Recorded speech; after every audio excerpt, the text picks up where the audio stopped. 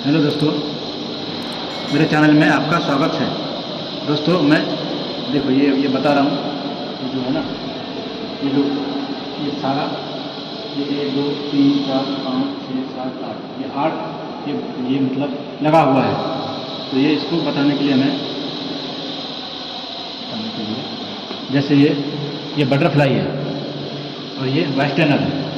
ये बटरफ्लाई है, ये वेस्टर्नर है और ये सक्शन पंप में जाके जुड़ जाता है। पूरा सारा सक्शन पंप में जुड़ जाता है, ऐसे करके जुड़ा हुआ है।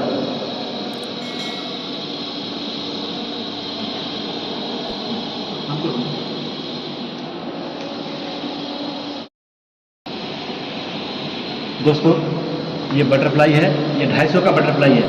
इसका PM16 है। ये यहाँ से वहाँ से पानी आता है, उधर से उधर टैंकी है। इसको ये बंद है अभी और इसको ये खोल रहा हूँ मैं। बहुत ही आराम से खोलना है।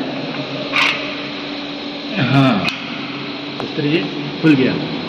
और ये वेस्टर्नर है, वेस्टर्नर ये 250 का वेस्टर्नर है और ये PM16 का है। ये PM16 है। ये इस तरह से यहाँ रहेगा। PM16 का है और ये 250 kg का ये बटरफ्लाई है। वेस्टर्नर है ये 250 का और ये पानी इधर से इधर लाता है और इधर से भी इधर आता है। यानी इस तरह से ये सारा इधर लाता है पानी। सारा पानी इधर लाएगा,